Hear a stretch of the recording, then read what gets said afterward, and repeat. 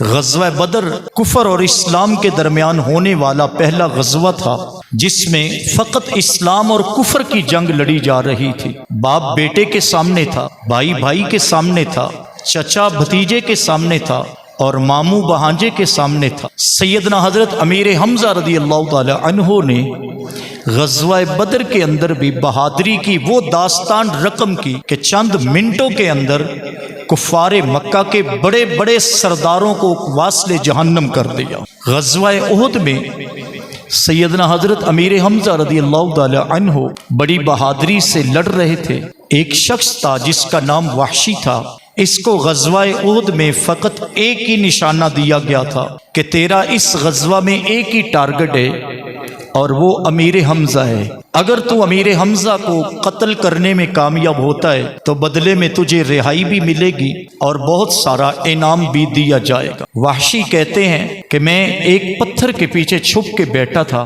اور سیدنا حضرت امیر حمزہ رضی اللہ تعالی عنہ بڑی جواں مردی اور بہادری کے ساتھ آپ جنگ کرتے آگے بڑھ رہے تھے۔ یہ وہی جنگ ہے جس میں حضرت عبداللہ بن جحش رضی اللہ تعالی عنہ کی تلوار ٹوٹ گئی تھی اور نبی پاک صلی اللہ علیہ وسلم نے انہیں کھجور کی چھڑی دی تھی۔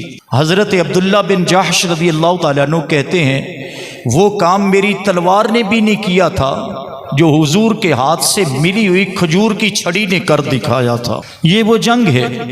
سیدنا حضرت امیر حمزہ رضی اللہ تعالی عنہ آگے بڑھتے جا رہے ہیں، کفار کو واصل جہنم کرتے جا رہے ہیں اور تیزی سے آگے بڑھ رہے ہیں کیونکہ آپ شیر خدا تھے اور نبی اکرم صلی اللہ علیہ وسلم بھی آپ کو شیر خدا سے یاد فرماتے تھے۔ تو جیسے ہی وہاں سے آگے بڑھنے لگے تو اس وحشی نامی شخص نے آپ پر ایک زہر آلودہ برچھی سے وار کیا۔ وہ زہر آلودہ برچھی تھی یا کہ نیزہ تھا جس سے آپ کے دل پر سیدھا نشانہ تھا اور اتنا زور سے مارا کہ وہ آپ کے جسم سے آر پار ہوا جس سے آپ زمین پر آ گئے۔ پھر اٹھنے لگے تو اٹھا نہ گیا اور پھر اس کے بعد حضرت امیر حمزہ رضی اللہ تعالی عنہ کو شہید کر دیا۔ جب حضرت امیر حمزہ رضی اللہ تعالی عنہ شہید ہوئے تو آپ کی شہادت کی خبر نبی پاک صلی اللہ علیہ وسلم تک پہنچی کہ حضور آپ کے چچا شہید ہو گئے ہیں۔ تو آپ صلی اللہ علیہ وسلم کی آنکھوں سے آنسوؤں کا سمندر بہنے لگا اور آپ صلی اللہ علیہ وسلم فرمانے لگے مجھے میرے چچا کے پاس لے چلو، مجھے میرے چچا کے پاس لے چلو۔ جب آپ صلی اللہ علیہ وسلم اپنے چچا کی لاش پہ آئے تو یہ منظر بڑا عجیب تھا کہ آپ کی آنکھوں میں نیزے چبھے ہوئے تھے، دل نکال کے باہر پھینکا پڑا تھا، کلیجہ موجود نہیں تھا، ناک کٹی پڑی تھی، کان کٹے پڑے تھے، بازو کٹے پڑے تھے، ہاتھ کٹے ہوئے تھے، ہاتھوں کی انگلیوں کے پورے تک کاٹے ہوئے تھے۔ کچھ سیرت نگاروں نے لکھا ہے کہ 70 سے زائد ٹکڑوں میں آپ کی لاش بکھری پڑی تھی اور میرے حضور صلی اللہ علیہ وسلم سے یہ منظر دیکھا نہ گیا اور حضور صلی اللہ علیہ وسلم رونے لگے اور آپ صلی اللہ علیہ وسلم فرماتے ہیں کہ آج مجھے اپنے رشتہ داروں کا پاس نہ ہوتا تو میں اپنے چچا کی لاش کو قیامت تک یوں بکھرے پڑے رہنے دیتا اور قیامت والے دن جب اللہ پوچھتا تو میں اپنے رب کی بارگاہ میں اپنے چچا کی لاش کے ٹکڑے لے جاتا۔ حضرت امیر حمزہ رضی اللہ تعالی عنہ کی بہن حضرت صفیہ رضی اللہ تعالی عنہا تشریف لائی۔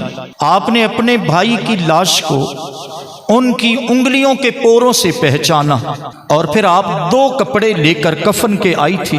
نبی پاک صلی اللہ علیہ وآلہ وسلم سے عرض کی گئی حضور یہ 2 کپڑے میرے بھائی کے کفن کے ہیں، لیکن آپ صلی اللہ علیہ وسلم نے دیکھا کہ پاس میرے انصار صحابہ بھی تو شہید پڑے ہیں، تو میرے حضور صلی اللہ علیہ وسلم فرمانے لگے کہ میرے چچا کو دونوں چادریں مل جائیں اور میرے صحابہ کو ایک بھی چادر نہ ملے تو میں محمد عربی تو آیا ہی عدل و انصاف کے لیے ہوں، تو پھر میرے عدل کا تقاضا یہی ہے کہ ایک چادر میرے چچا کو ملے گی اور دوسری چادر میرے دوسرے شہیدوں میں سے کسی کو ملے گی۔ اب جب دونوں چادریں دیکھی گئیں تو ایک چادر بڑی تھی، ایک چھوٹی تھی. تو عرض کی کہ یا رسول اللہ صلی اللہ علیہ وسلم بڑی چادر آپ کے چچا کو دے دیتے ہیں، چونکہ سیدنا حضرت امیر حمزہ رضی اللہ تعالی عنہ لمبے قد کے مالک تھے اور جوان تھے.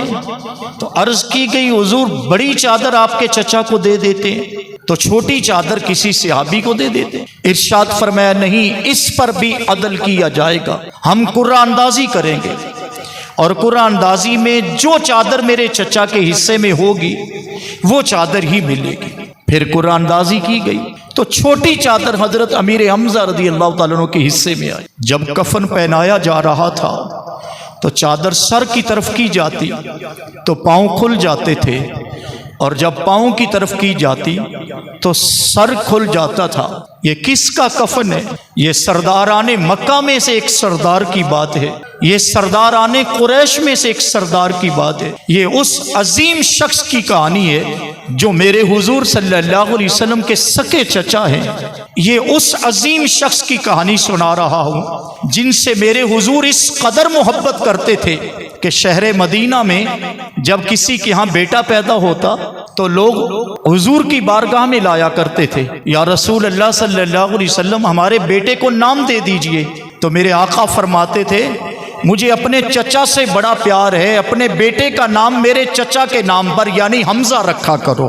اتنا پیار نبی پاک صلی اللہ علیہ وسلم ان سے فرماتے ہیں. یہ اتنا عظیم شخص ہے. لیکن آج کفن پہ بات آئی ہے تو ایک چادر کفن میں حصے میں آئی ہے اور وہ چادر بھی پوری میسر نہیں ہے. پاؤں کی طرف ہے تو سر کھلتا ہے، سر کی طرف ہے تو پاؤں کھل جاتے ہیں. آقا کریم صلی اللہ علیہ وسلم کی آنکھیں بھر آئیں تو ارشاد فرمایا کہ اس چادر کو سر کی طرف کر دو اور پاؤں پر ازخر نامی گھاس کے پتے ڈال کر میرے چچا کو دفن کر دو. نبی اکرم صلی اللہ علیہ وآلہ وسلم کو جتنا صدمہ سیدنا حضرت امیر حمزہ رضی اللہ تعالیٰ عنہ کی شہادت پہ پہنچا، شاید کسی اور کی شہادت پہ اتنا صدمہ پہنچا ہو. آپ صلی اللہ علیہ وسلم حضرت امیر حمزہ کو بلا نہ سکے.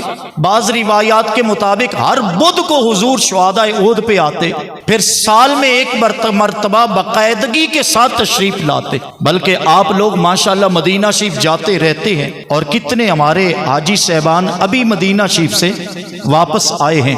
آقا کریم صلی اللہ علیہ وسلم کا فرمان ہے جب تم مدینے میں آؤ تو شہداء احد کو سلام بلانے جایا کرو، کیونکہ شہداء احد کو تم ایک بار سلام کرو گے وہ قیامت تک تمہیں سلامتی کی دعائیں دیتے رہیں گے. شہداء احد کے مزارات پر میرے حضور خود تشریف لے جاتے، بلکہ شہر مدینہ کا آج بھی معمول ہے.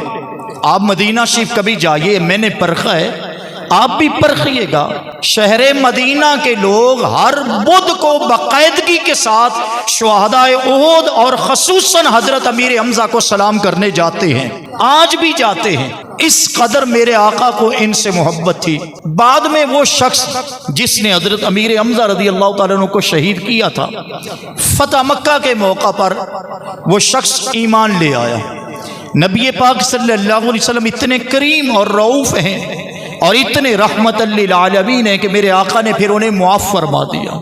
حضرت وحشی رضی اللہ تعالی عنہ نے حضرت سیدنا ابو بکر صدیق رضی اللہ تعالی عنہ کے دور میں پھر یہ کارنامہ سر انجام دیا تھا کہ ختم نبوت کا پہلا جھوٹا دعوے دار مسلمہ جس نے سب سے پہلے جھوٹے نبی ہونے کا اعلان کیا تھا، اس کو واصل جہنم کرنے والے حضرت وحشی تھے. اور اب آ کر فرماتے تھے کہ میں نے جتنا بڑا نقصان اسلام کو حضرت امیر حمزہ کی صورت میں پہنچایا تھا، آج اتنا بڑا نقصان کفر کو مسلمہ کذاب کو مار کے پہنچا بھی دیا ہے اور اسلام کو فائدہ بھی دیا ہے. کہ محمد سے وفاتوں نے تو ہم تیرے ہیں، یہ جہاں چیز ہے کیا لوح و قلم تیرے.